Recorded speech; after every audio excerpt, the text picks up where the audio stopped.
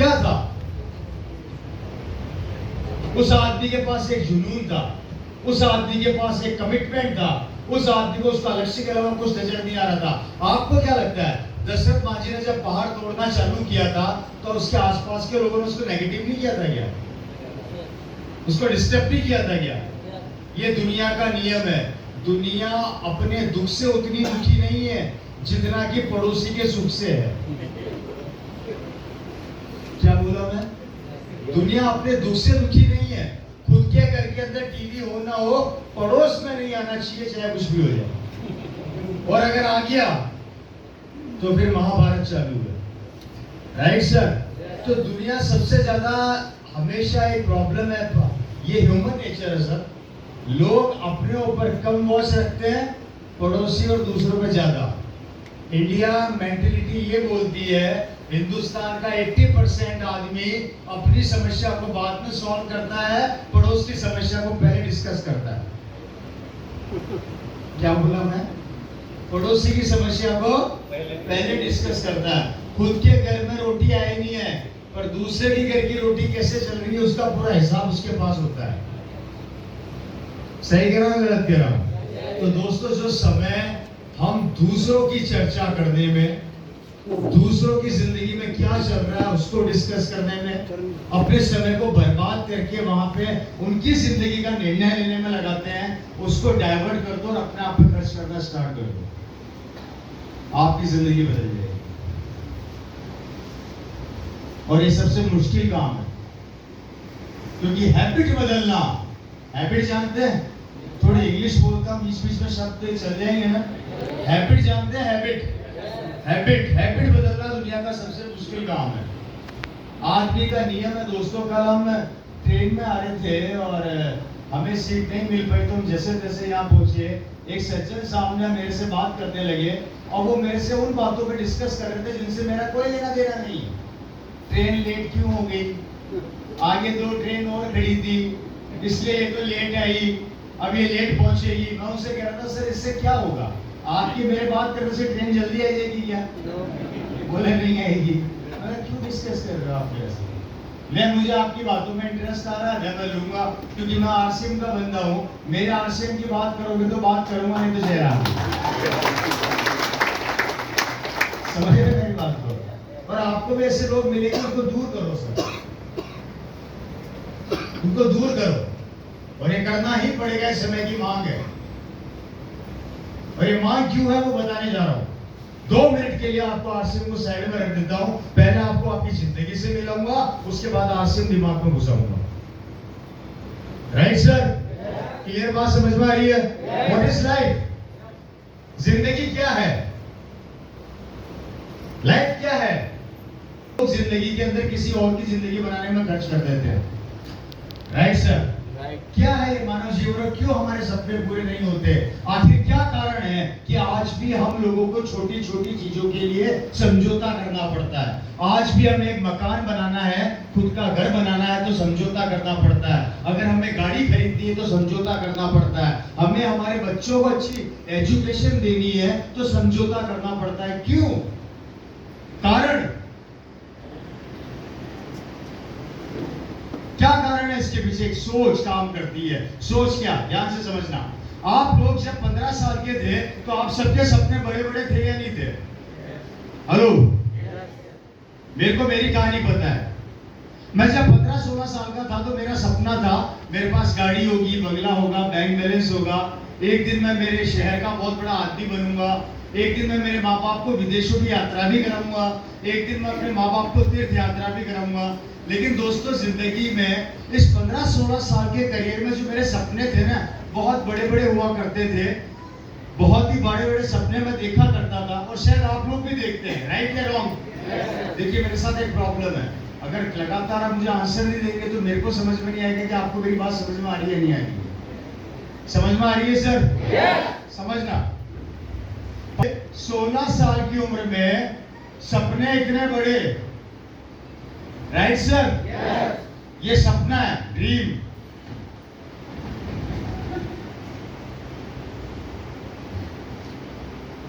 16 के बाद 17 से 25 साल की उम्र में जब आए और अपना स्कूल और कॉलेज कंप्लीट किया तो सपने छोटे होते चले गए। 25 से 35 साल की उम्र में सपने और छोटे होते चले गए और 35 से 40 साल की उम्र में सिर्फ और सिर्फ एक और बन के रह गया। सपने खत्म हो गए। ऐसा क्यों हुआ?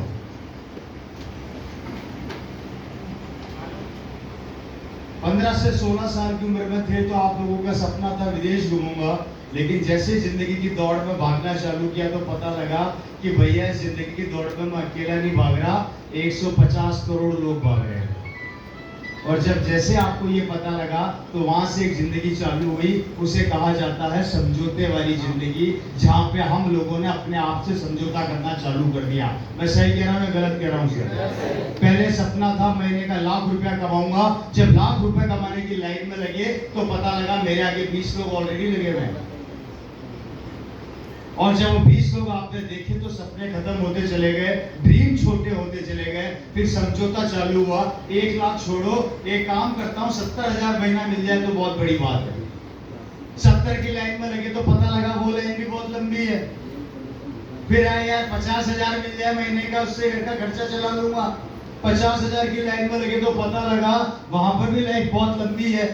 धीरे धीरे करते करते आदमी आज उस कंडीशन पर आ गया है, क्वालिफिकेशन हम सबके पास बहुत ज्यादा है, अनुभव हमारे पास बहुत ज्यादा है, लेकिन काम करने के लिए काम नहीं है, जिस कारण से हिंदुस्तान का मैक्सिमम आदमी आज की तारीख में समझौते वाली जिंदगी जी रहा है। 15 से 25,000 रुपए की महीने की सैलरी के अंदर वो काम कर रहा है, नौकरी कर रहा है। मैं सही कह रहा हूँ, गलत कह रहा हूँ? उम्र छोटी थी, सपने बड़े थे, उम्र बड़ी हुई, सपने छोटे हो गए। क्यों?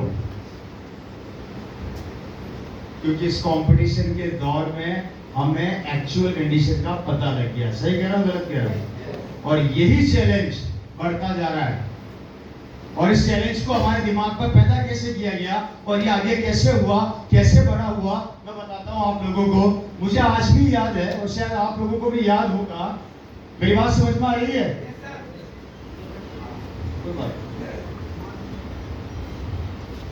हमारी जिंदगी क्या है, ध्यान से देखिएगा। अगर आप नौकरी कर रहे हैं, क्या कर रहे हैं? यहां पे करते होंगे नौकरी, मुझे नहीं पता। समझ में बच्चों को क्या सिखाएंगे? नौकरी यही सिखाएंगे। ये 10,000 20,000 कमा रहा है तो उसको 40,000 का नौकर से सिखाएंगे। ये अपने बच्चों को क्या सिखाएगा? नौकरी।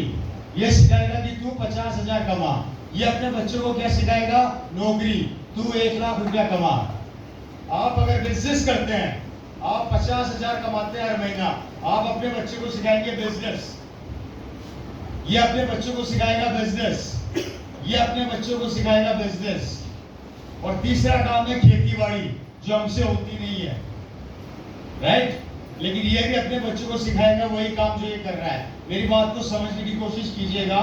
हम हमारे बच्चों को वही सिखाते हैं जो हम कर रहे हैं, राइट सर? नौकरी करने वाला अपने बच्चों को नौकरी ही सिखाएगा और व्यापार करने वाला अपने बच्चों को व्यापार ही सिखाएगा। मैं सही कह रहा हूँ, गलत कह रहा हूँ जी? ठीक है, समझना।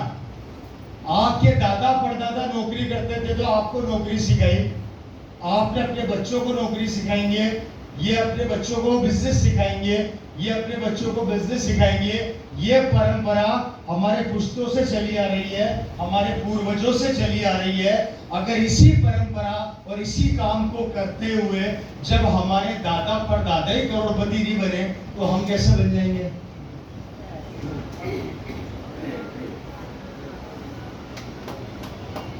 ऐसी एक सेकेंड। और जब हमारे दादा परदादा नहीं बने तो हम नहीं बन सकते, और जब हम करोड़पति नहीं बनेंगे इन कामों से तो आपकी आने वाली पीढ़ी और बच्चे कैसे करोड़पति बन जाएंगे? मेरे को तो इतना सा समझा दो। क्योंकि 3 चीजें हर आदमी अपने बच्चों को सिखाता है, या तो व्यापार कर ले, या नौकरी कर ले, या खेती बाड़ी कर ले। लीगल काम कर रहा है तो इनलीगल के बारे में मैं बात नहीं करता। Right sir? अरे तो मेरे को ये तो समझा दो बुद्धिजीवी हो, इस काम को करके जब मेरे ही पूर्वज करोड़पति नहीं बन सके तो आप और हम कैसे बनेंगे और हमारे बच्चे कैसे बनेंगे? तो अब क्या होगा? तो मैंने देखा बोर तो नहीं हो रहे? ये सवाल यहाँ से लेके जाना अपने साथ, आंसर नहीं मिले ना तो मैं सबके जवाब तो दे ही दूंगा, लेकिन लेके जरूर जाना कि यार बात तो सही कह रहा है। अगर इन कामों को करके मेरे पूर्वज करोड़पति नहीं बने, उनको भी स्ट्रगल करनी पड़ रही है, तो हम तो कंफर्म करने ही वाले हैं, राइट? आगे बढ़े, बात तो समझ आ रही है? मेरे को एक्चुअली पहले यहाँ पर बोल दिया गया हिंदी नहीं समझते हैं, तो मैं थोड़ा सा डर गया था। मैंने कहा पता नहीं मैं बात कर रहा हूँ समझ में आ रही है नहीं आ रही है? आ रही है क्या? हाथ खड़ा कीजिए। तो थोड़ा सुना करो यार। ये नौकरी पेशा आदमी हमेशा एक सोच के साथ नौकरी करता है, यार नौकरी मिल जाए तो 2 पैसा कमा लूंगा। मेरे को आज तक ये समझ में नहीं आया कि नौकरी पेशा आदमी 2 पैसा कमाता कैसे।